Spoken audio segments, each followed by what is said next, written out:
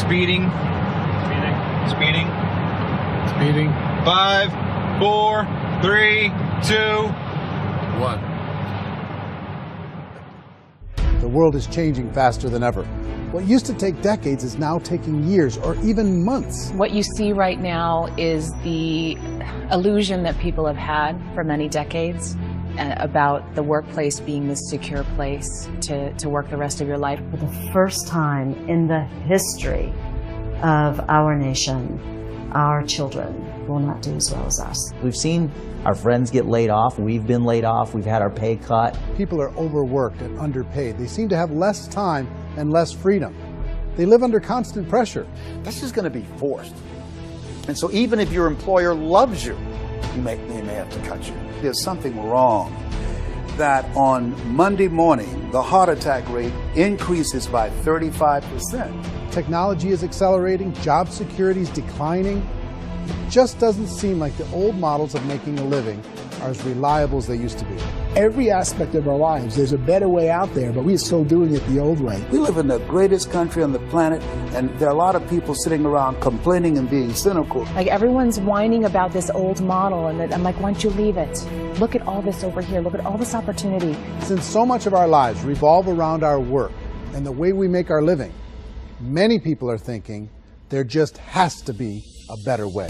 The biggest challenge facing our world today is not making money, is what are we going to do with all the displaced, unemployed people? People are afraid that they're going to make the wrong decision. People are afraid of the unknown. People are afraid that maybe I don't have the skills. Hey, sports fans. Industrial age is over. It's dead. It's dying. That's why going to school to get a job is an obsolete idea. A steady paycheck is an industrial age idea.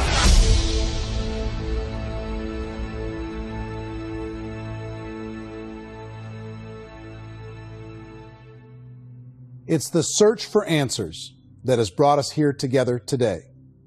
My name is Worre, and for almost 30 years I've been an entrepreneur, struggling at times, but ultimately succeeding. As a best-selling author, speaker, and business owner, I've spent my entire career helping millions of people around the world to become entrepreneurs. And I believe strongly that there is, in fact, a better way when it comes to how we make a living. The career landscape has changed dramatically, and many are still working in a model that is completely out of date. What worked for previous generations isn't working as well for people today. In this film, we're going to explore 3 important questions. First, what's really going on in our working world today? Second, in this new economy, is it better to become an entrepreneur, or is it safer to work for someone else?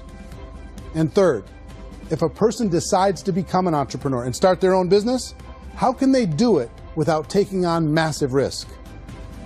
To help in this journey, I've brought together some of the greatest experts and thought leaders in the field of entrepreneurship to share the real facts with you. My intention is to give you new information that will allow you to make choices that are not limited by an old, outdated model. Let's start by understanding what's going on in our working world today.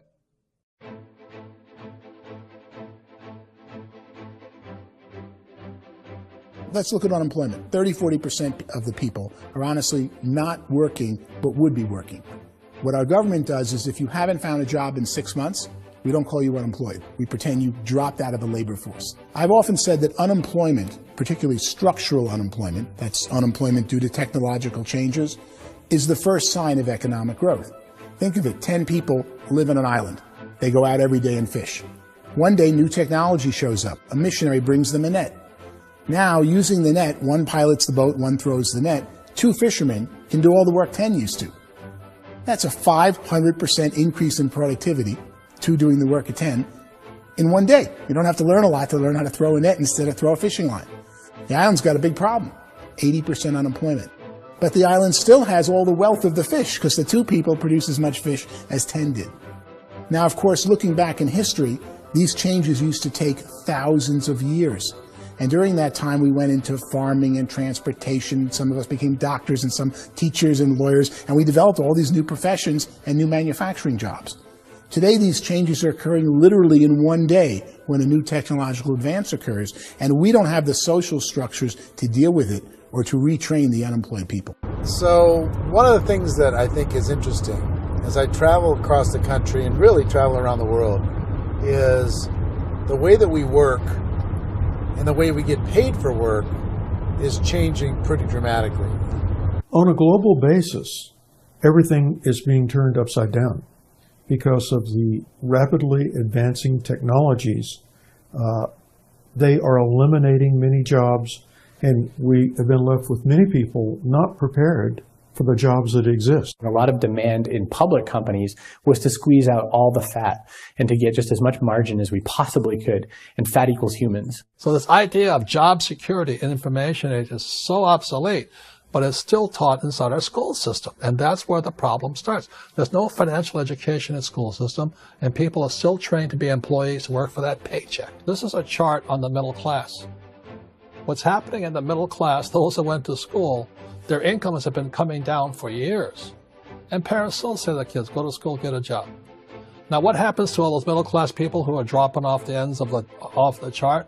Well, they become what's called working poor. And this is what happens to working poor. But they say poverty is ending. Well, poverty may be ending, but working poverty is going up. And this is food stamp usage.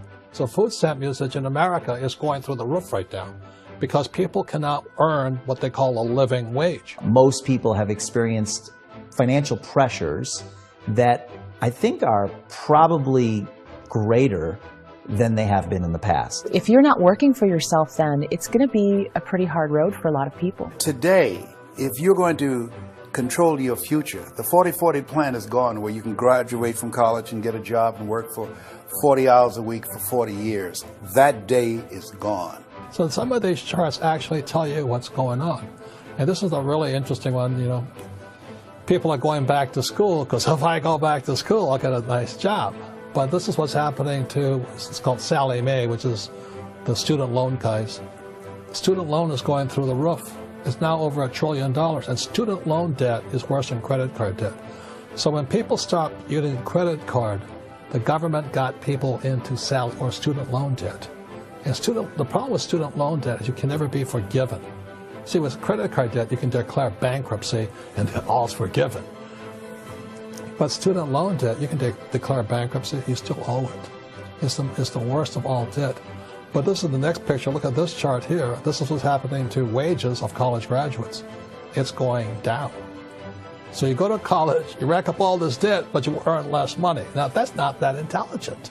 Average person who's been working a lifetime in America today is ending their lifetime at 65 with about $41,000 in assets. They earned just enough to survive. I think in the United States we have something like $17 trillion in debt. That's just the federal government debt. We got another 2 in municipal and in other, let's call it almost 20 trillion government. We've got 40 trillion in private debt. That comes up to close to 60 trillion. When you then add something we never had before, what you were talking about, when we look at the unfunded portion of Social Security and primarily Medicare, Medicaid, that at the most conservative estimates from outside firms, Kleiner Perkins, 67 trillion and growing. That's more than all our other debt.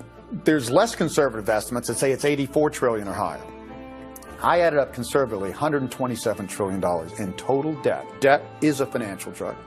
When you take it to excess, it's like taking a drug. Yeah, it makes you feel better, it enhances your performance, but at a huge cost, eventually it kills you. And so that's what happens. We keep doing more and more debt, and you get less and less results, just like a drug, until the debt gets so high that it crushes the whole system. That's where we're at, 8.2 times GDP. You know who I feel sorry for? I feel sorry for the person who dreads going to work, who is sick to their stomach on Monday morning, who hates their alarm clock, who gets a little glimmer of hope on a Wednesday because it's hump day and says, thank God it's Friday. And they live for those 2 days a week where they get to be themselves and they don't have to be around people they don't like, and they don't have to play the political game in the office, and they don't have to live this half life. The person that works 50 weeks a year just to be able to have the 2 weeks for vacation. And you know what happens to most of them nowadays? They don't have a vacation. They have a staycation. They have time off of work, but they don't get to go where they want to go because they're overextended. They've got all this debt. They got all this situation. They hate their alarm clock. They can't sleep until they're done. They have to spend most of their life in traffic.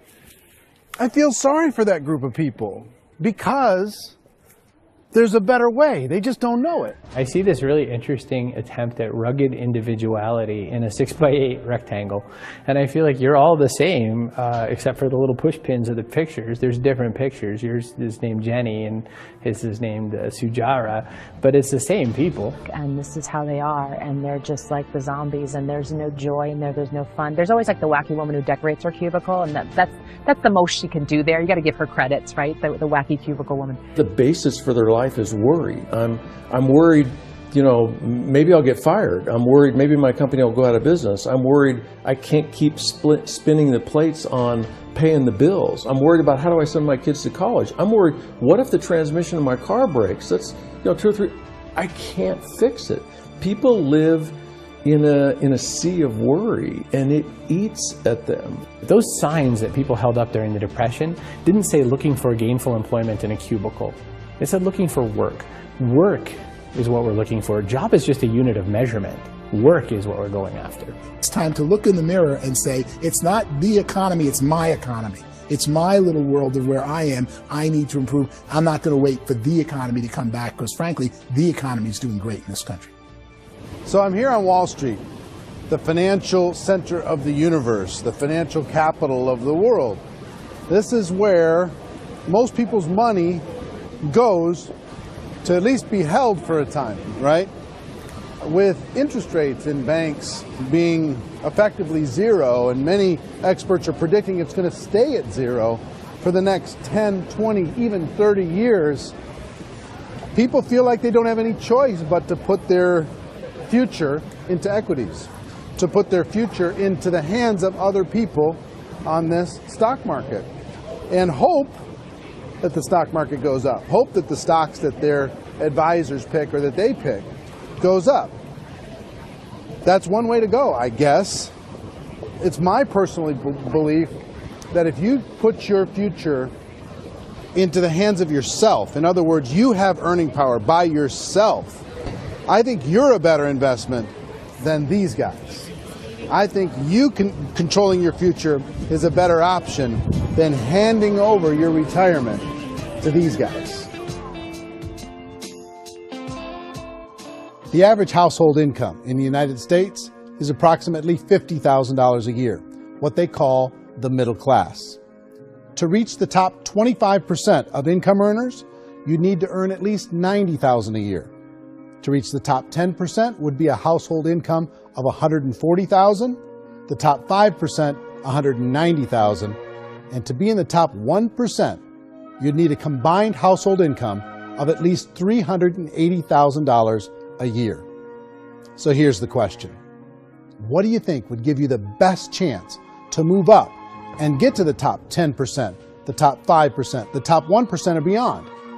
In my opinion, and in the opinion of many, many experts, the answer is to become an entrepreneur, to become your own boss. I think you have to be a business owner. I can't, the only time I ever say to someone it'd be great to be an employee is when they've already told me they've surrendered. I only tell people who are wounded spiritually that they should be an employee. And it's that feeling that you get when you pick up the backpack off the little Cub Scout and say, "Don't worry, little guy, we'll get you back to the camp." You know, it is in no way a kindness when I tell someone they'd be a great employee. The other status symbol really increasingly is lifestyle. And people can own their own business, maybe even work out of their house. That, I tell you, people admire that. Like, gosh, I wish I could do that. The spirit of the entrepreneur is to be a risk taker and to be resourceful and unstoppable and to have a vision of yourself beyond where you are and not willing to settle for life as it is. Think about the great entrepreneurs. They're visionary. They have heart. They're willing to do today what others won't so they can do tomorrow what others can't. Personally, I don't think of the new economy, the old economy. I create my own economy. The entrepreneur's in control. I decide what the economy is going to be like. In the world of entrepreneurship, there are no limits. you can make as much as you want, depending on how much you want to work and how smart you are and how great a team you put together.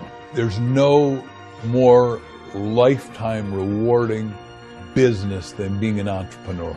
Why in America, where anyone could be anything, would people want to give up their freedom and become effectively a modern-day slave, told shut up and be here every morning at 7:30, leave at 5:30, and do what I tell you? If people decide to become an entrepreneur and work for themselves, they have some traditional options, but they're riskier than you might think. Any kind of a retail business, retail build-outs, is extremely expensive. Even just these small little yogurt stores where they're putting little yogurt machines and you get all the different flavors, you're spending $200,000, $300,000, $400,000 to open a yogurt shop. I would love to buy a Dunkin' Donuts, but it's $500,000 or so to start. I don't quite have that just-in-case money. Risking lose it all, and most guys do 2 or 3 times, and even big guys like Branson, because I'm such a fan of his, half his companies don't work. If you make $1 million, your problems are going to go. If you make $1 billion, your problems are really going to go.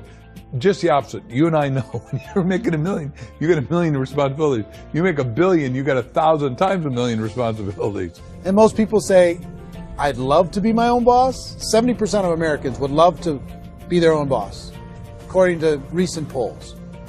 But they don't know how to get there. Because what are you going to do? One, you could buy an existing business. If somebody's selling an existing business, you have to ask why. Usually because it's probably hard. It's probably not making as much money as they hope. 2, they could buy a franchise. A little less risk, proven system, but it's expensive to be able to do that. 3, they could start something from scratch.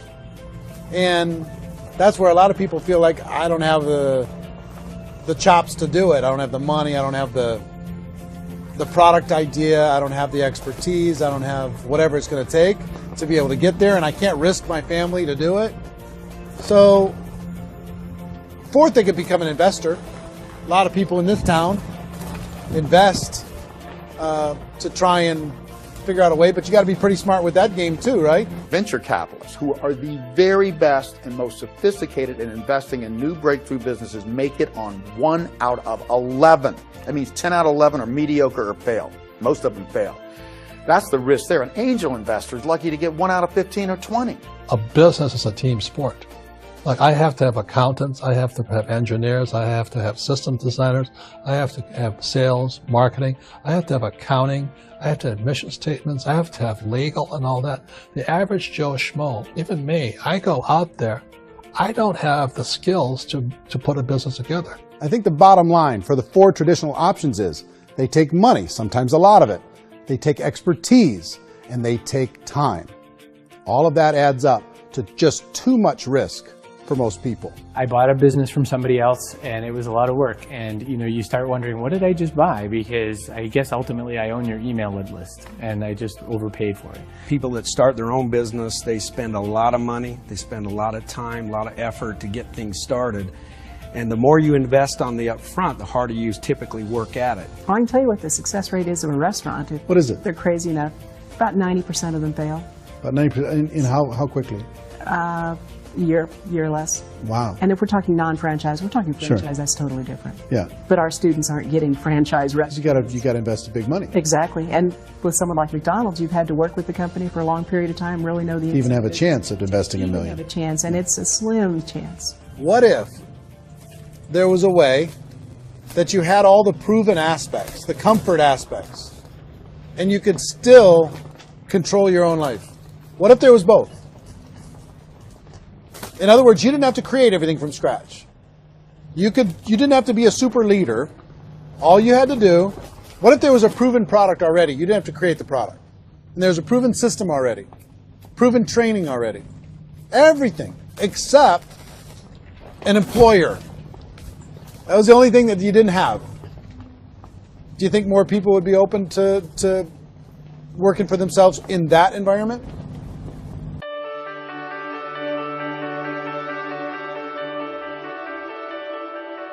In our search for a better way to make a living, we've come to the conclusion that becoming an entrepreneur is actually safer than being an employee. And through our look at the entrepreneurial options, one particular path kept coming up from expert after expert. And I think most people will find it surprising because it's certainly a non-traditional business model. That model is for people to start their own business and become an entrepreneur through the creation of a network marketing business. Some people call it direct selling because the product is being sold directly from the manufacturer to the end consumer, cutting out the middlemen. Other people call it multi-level marketing, or MLM, because there are multiple levels of commissions paid. The most common term today is network marketing, because network marketing best describes using a large group of independent distributors, independent entrepreneurs, to move a product or service more efficiently. So my friend here, Donald Trump, and I, we always write about the network marketing industry. And the reason we support the network marketing industry is because it really is a business school for entrepreneurs. Because most people come out of school looking for a paycheck. Oh, that's terrible. I went to network marketing like that. I think if it didn't exist, we should invent it. It is that good. I think direct selling is a great way to do business today. It's very easy to get into that industry, and you can be self-employed, be, in effect, an entrepreneur. When we see multi-billionaires adding network marketing companies to their portfolio of companies, that would be a clue. When we see people who are very famous authors and very famous business people endorsing the industry, that would be a clue. These network marketing companies aren't $50 million companies. They're billions and billions of dollars. They lead the stock market. They're major companies. When we're going to get it? You know, and you're going to school to work for a paycheck. But if you want to be rich, be an entrepreneur. And network marketing gives you the spirit to be an entrepreneur. A traditional company will spend up to 50% of their total revenue on marketing. Network marketing companies use a different approach. Instead of having all that extensive marketing expense, they utilize a network of independent distributors to do the marketing for them. Now, why do they do this? First, because word-of-mouth advertising is so much more effective today than traditional media advertising. Second, some products need to be explained or demonstrated, and an independent salesperson can do that more effectively than an ad campaign. Third, it's completely efficient. The company only pays for the marketing of their product if a sale happens and not before. Imagine if Amazon allowed you to become an independent distributor and paid out 40% of its revenue to that distributor group. All you had to do as a distributor was recommend a product, and if a person bought it on Amazon, Amazon would take care of all the logistics, and you'd get paid for bringing the customer. Now imagine you got paid for every purchase that customer made for the rest of their lives. Well, Amazon doesn't offer this option, but network marketing companies do. 85% of all buying decisions in our society are made as a result of word of mouth or reputation. We're recommending things to each other all the time. You know, who's your dentist? Who's your doctor? Who's your lawyer? What detergent, are you using? What legal system are you using? What product are you using? We're talking to each other about the things that we love anyway. When you go into a big box retailer, you're lucky if the clerk looks you in the eye, much less gives you any detailed or accurate information about what you're purchasing. So of course, this personal information, this education coming from a friend, a neighbor, a relative, or even a stranger, but one who has experience with the product is extraordinarily valuable. As a matter of fact, network marketing can educate consumers probably better than any other form of marketing. It certainly can do better than advertising because advertising usually has a certain hype to it and you can only get limited information. So, network marketing trumps advertising. If you were a typical sales company and you wanted to sell $1 million a month worth of product, you might go find 100 superstar salespeople. The quota would be $10,000 a month. So network marketing as a distribution system just flips the numbers. So we use 10,000 happy, raving fans of a particular product, and we don't concern ourselves so much with how much product each one of them individually sells. If they sell just $100 or $200 a month, and there's 10,000 of them, you're selling $1 million to $2 million a month worth of product. And that's the best way I can explain how network marketing works. This is the marketing arm of the company. There's not money being wasted on bricks and mortar. There's not money being wasted on inventory that's sitting stagnant somewhere. There's not of employees standing around that don't have customers. These are people that are going to connect with customers. These companies allow people to become independent distributors for extremely low cost and with no minimum time or sales quota. Essentially, they own their own business and can provide as much or as little sales as they choose. In other words, the distributor gets all the benefits of traditional business ownership without the risk. The advantage of network marketing is the ease of entry, the low risk, and the low startup cost, because almost everything else has very high risk. You can get in for a minimal investment. You're buying into a system that's already been proven, products or services that have been proven to work. The keys to network marketing is providing an opportunity for the masses to get involved, providing an opportunity for the average person who doesn't have the resources to start their own business. All of this so far is fairly straightforward, but network marketing offers another benefit, and it's this benefit that makes it so interesting for entrepreneurs. Network marketing allows a distributor to build their own network of other distributors and then compensates them on the sales created by that entire group. Direct selling is, at its base, very simple. It's the sale of a product or service to an individual on a face-to-face, one-on-one basis, just the way we're talking right now. But there's an important element as well, and that's the offering in conjunction with that sale of product, the offering of an opportunity for someone to make something of themselves. No matter what your social status is, no matter what language that you speak, I mean, look how many unbelievable people are becoming successful that speak every kind of language out there. What an awesome gift to give the world. Instead of having to work your way up in a system and prove that you could be a sales manager, they just decided everybody can be a sales manager. Everybody gets to build a sales team from day one. And so what that brought into the system of growth as a direct selling company is the concept of compounding or geometric progression.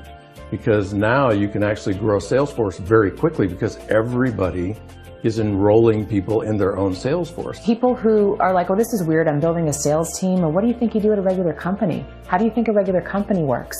Network marketing is the only industry that doesn't say your past determines your future. It looks at your past and says, okay, now what can we train you to do so you can have a great future? Every other employer out there wants to exploit you for what you already know, not teach you something new. Network marketing has a potential to save the United States and the world, because it's going to teach people not to be employees, but to be entrepreneurs.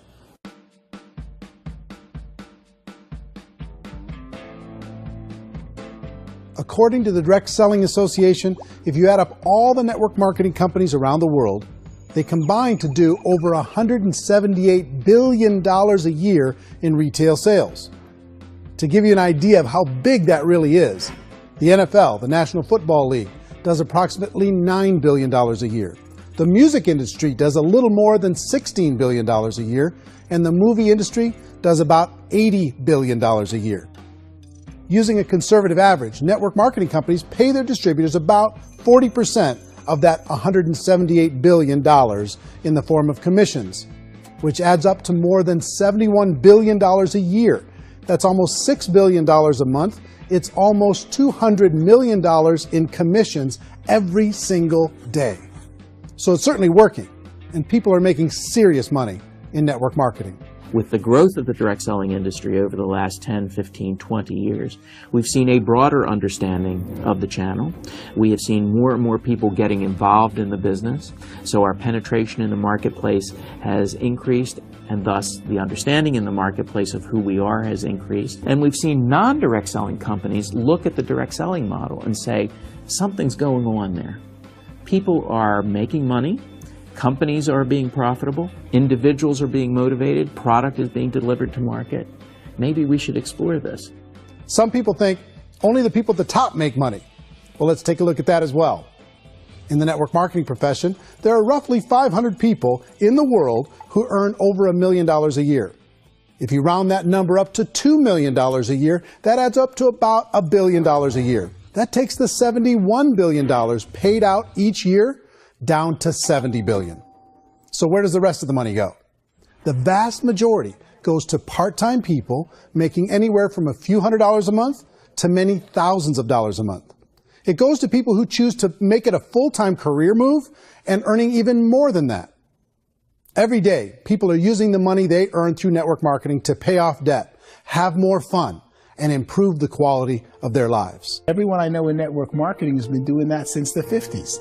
They go to work when they want to go to work. They stop working when they want to take time with their children to have a leisurely breakfast and discuss issues and drive them to school. They go back to work when they get home, wherever they're working out of. The biggest thing that I've seen is people that have become much happier in their life. MLM has probably made more millionaires of more people in more countries, and I've spoken to them in 67 countries than any other single form of business, starting from nothing. If they have a choice between working a job for the next 10 years or working a network marketing business for the next 10 years, the result of working the network marketing business will be better. A lot of people within the industry go on and make this a career and do extremely well at it. Network marketing has been nothing but good for everyone I know that's been involved with it because they did it seriously and they played full out and they've been very successful. It's been a constant barrage of success stories and people showing off stuff they got as a result of it. How many people are involved? Approximately 16 million Americans and 96 million people around the world are currently participating in network marketing. And in a recent poll, 82% of those people report a good, very good, or excellent experience with network marketing. So people are happy.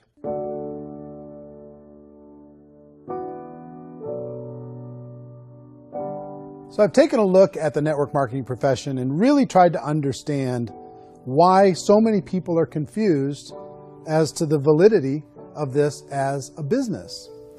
One is this pyramid shape. People get really messed up with this pyramid. Oh, it's one of those pyramid things. So I just think there are a lot of haters out there who really don't understand the industry and say, oh, it's a get-rich-quick scheme. It's a pyramid. Well, corporate America is a pyramid scheme. You know what I mean? It goes like this. You have thousands of MBAs, let's say working for Ford or General Motors or Coca-Cola. If all these MBAs, they're all trying to get to here, that's a pyramid. Only one guy's going to make it. Every 10 years, one's going to make it. Whereas you look at network marketing, it's like this. So you're here, and your job is to develop other CEOs coming up behind you. So it's an inverse pyramid. In network marketing, it's a very simple concept. If you sell product, you get paid. It is paid based on production. There is no first mover's advantage. There is no investment component where the more somebody spends, the more they're entitled to make. So the two are polar opposites of each other. It doesn't matter what shape the company is or the compensation plan is shaped, whether it's a circle or a pyramid or a triangle or a trapezoid, it doesn't matter. If compensation is coming primarily from recruitment, then you've got a problem. On the other hand, if an operation is basing their compensation to participants on the basis of sales, even when those sales are generated by people you've recruited, well, then you're a perfectly legitimate enterprise. That's the legal test, it's the practical test. Another issue that's been true in the past that is no longer true now is people used to be in network marketing loaded up with products that they couldn't sell and they ended up a loser. They ended up with a bunch of product in their garage, they ended up with a bunch of products sitting in their kitchen shelves or whatever, and they thought they could sell it and then they weren't willing to or able to sell it and they ended up with a bunch of stuff and they were bitter about it. There was this thing called front loading where you had to buy if you bought $25,000 worth of product, you got better commissions and all this. Today, it's almost all done by computer. It's direct mail comes from a warehouse somewhere else. You don't have to have all this inventory. You don't have to stock up. It's a paperless world now. Most of it's done online. You have a back office. It really works. And I mean, the technology has changed everything. Third issue is people start talking about 99% of people in network marketing don't make any money. Well, we've talked about that over the course of this journey together. Almost $200 million a day is being paid out to network marketing distributors around the world. The naysayers, the people who say that it doesn't work, are usually the ones who just don't know how to make it work for themselves. And so they're giving you an opinion, and I tell people, don't confuse people's opinions with expertise, because opinions are free. And don't confuse sincerity with the truth, because people can be sincerely wrong. But here's the reality inside of network marketing. The vast majority of people that get involved in network marketing just become customers, and they get involved to be able to purchase product at a lower price. If you take Costco as an example, if a person goes into Costco and gets a membership to Costco so they can get a lower price on the product, we don't call that person a loser because they have a bunch of product that they walked out with with a smile on their face. Yet when some people want to take a look at network marketing, they say, well, those people, they're just using the product and they aren't earning an income, so they must be a loser. They're not a loser, they're a happy customer. That's the vast majority of people that are involved in network marketing. Now, a smaller percentage of those people decide to go build a business. They earn $300 a month, $500 a month, $1,000, $2,000. That's the bulk of earnings in network marketing. And then there's the few that really decide to take it serious, really decide to build a large network, really work to make that network very, very productive. And those people make huge amounts of money and there's no cap. What I do as an outside economist, just somebody looking at this industry like any other industry I speak in and say, look, what's the realities of this? 1% do incredibly well. 10% generate some additional income at pretty low risk and effort. That's fine. And 90% of people roughly end up customers. One thing that I think is real when it comes to people's perceptions about network marketing is people put this, and distributors, I think, involved in network marketing have some responsibility for this. They have sometimes unrealistic claims about the product or about the income. Most people who become distributors, they want the money, they want to be successful, but they don't have the skills. They don't know what to do. And when people don't know what to do and they're in a new business, they're scared. And when they're scared, they panic and desperation kind of sets in. So they think everyone they talk to has to get in. So if I talk to you and you say, well, no, I don't have time to do that, they're like, no, I need you. You have to do this or I won't be successful. So I start clawing on you. I start that desperation. So then I start making claims about the product, which are not appropriate, probably not even true. Or I start saying, oh, let me show you how you can make all this money and you don't have to do anything, Eric. And so you just totally misrepresent the opportunity, and you're clinging with people because you think you need everybody to be successful, and you don't. You know, one of the messages that I try to deliver most forcefully to companies as well as salespeople in direct selling is that you don't have to overpromise. The reality is in network marketing, there's a lot of hard work involved. There's a lot of effort. You're going to have to develop yourself. It's a business like anything else. It's going to take some time, but in my opinion, it's better.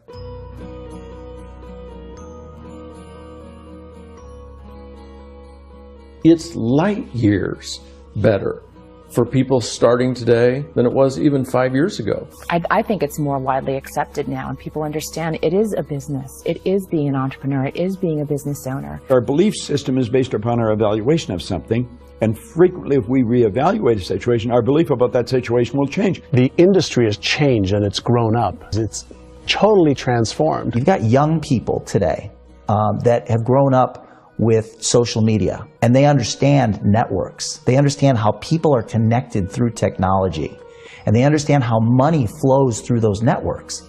So when they see network marketing, they don't see it the way their parents saw it. And we've all learned, the larger industry that you represent, has all learned from those mistakes and flaws and errors that have happened early on. Early algorithms didn't work the right way. That's all fixed. It's like when they design a computer program, they design the program, then they run it, and then they go back through and they debug it. The MLM industry has been debugged. This is the day of being virtual, being able to run a business from your mobile phone. I mean, it's incredible. Companies are getting smarter. They're implementing more consumer protections. They're implementing more compliance training. They're doing more with respect to product research. If you do get involved and you make purchases of inventory, even on a voluntary basis, if you decide that this business is not for you, you can leave and have that inventory repurchased by the company. There's no other business that offers that kind of protection on a voluntary, self-regulatory basis.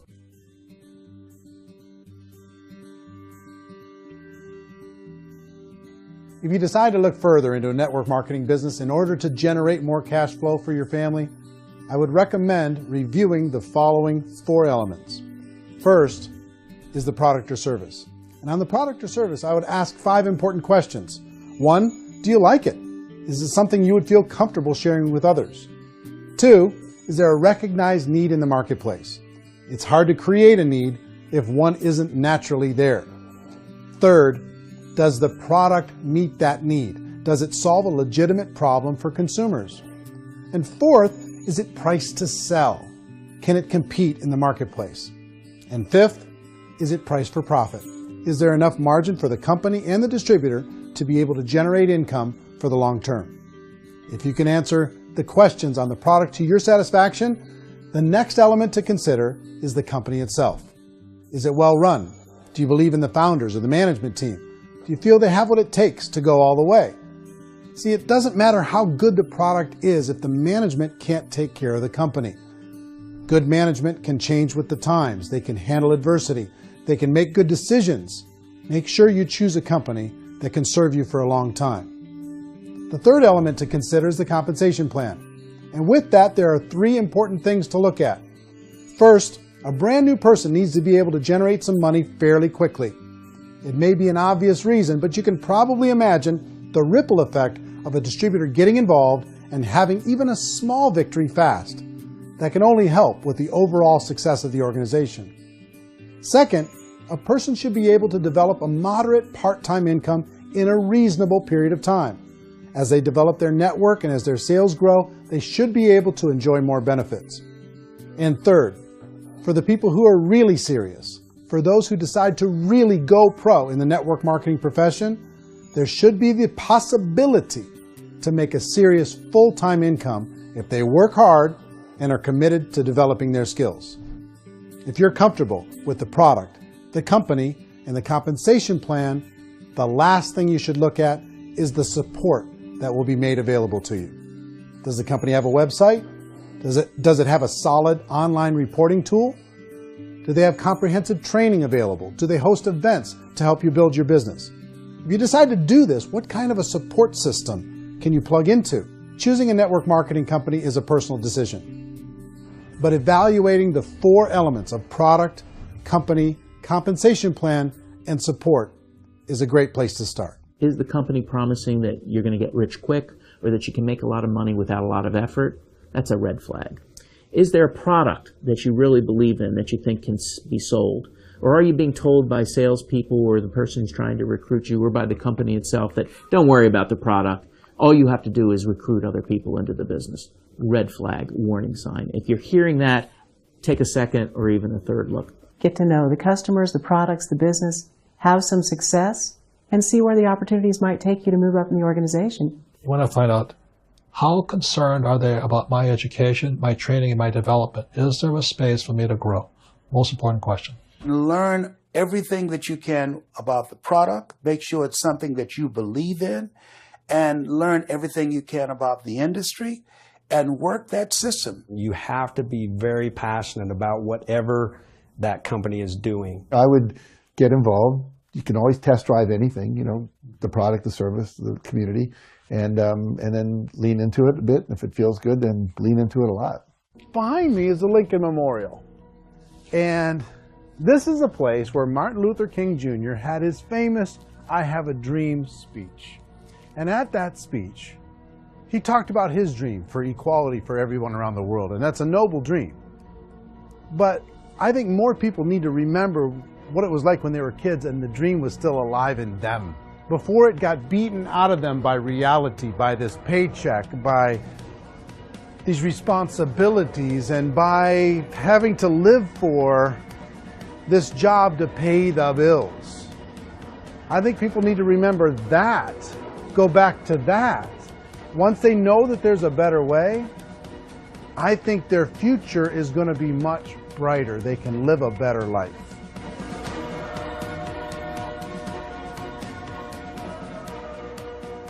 So if you're considering getting involved in a network marketing company, let me offer you just a few pieces of advice. First, network marketing isn't perfect. It's emotional, it's challenging. Like any entrepreneurial venture, it can have its up days and its down days. But if you have an entrepreneurial bone in your body, it's just better. Second, if you're going to do it, decide to be professional. Decide to go pro. It's better to do that than just be this amateur sticking your toe in the water. Third, as any professional, you're going to have to learn some new skills. And I promise you, inside of the network marketing profession, they're not too difficult to learn. Fourth, like anything worthwhile, it's going to take some time. Don't expect that you're going to get to the finish line right out of the gate. And fifth, it's worth it. It's worth it to be able to take charge of your life again. It's worth it to be able to control your own financial situation. It's worth it for the people you're going to be able to spend time with. It's worth it for the things you're going to be able to see and the experiences you're going to be able to experience.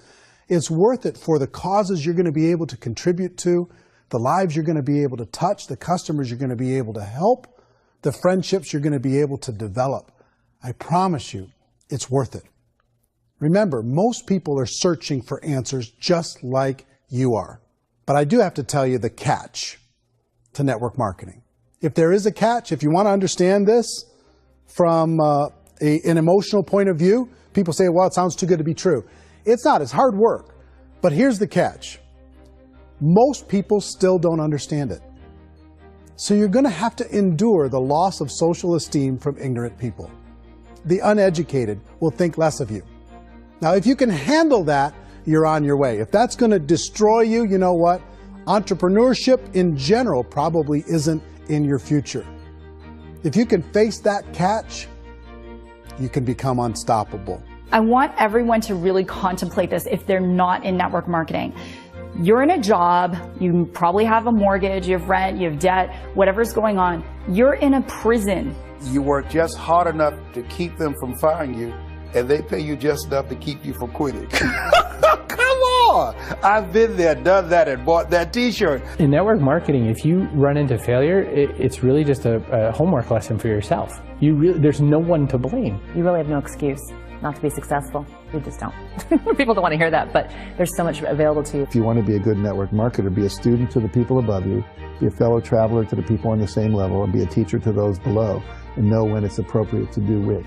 People who are not afraid of asking people to buy things, or not afraid of persuading people with a chance they may say no, these people own the future. Nothing happens until something moves. So you got to go move, you got to go do something, or nothing's going to change in your life. In the beginning, you're going to do a lot of things that you don't get paid for. But as you go down the road, you get paid for a lot of things that you don't do. And your job is rehabilitate the spirit, the entrepreneur spirit in all of us.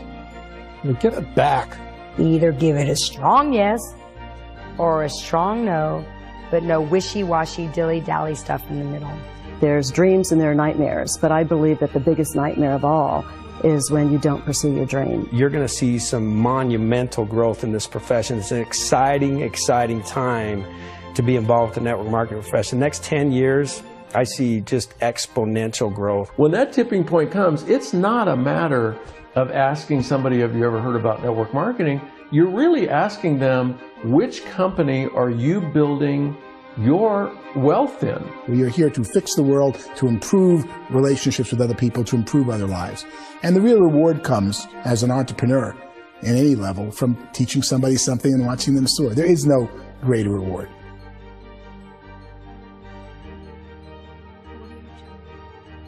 Life's too short to spend it living someone else's dream instead of your own. It's too short to spend it living at a fraction of your potential. Can being an entrepreneur be a challenge at times? Sure. But here's what you get in exchange. It can be yours. Something that you built, something that you created, something that you made happen. This balloon represents your dream. It represents entrepreneurship. My wish for all of you is that you would reach out and grab it. The choice is up to you.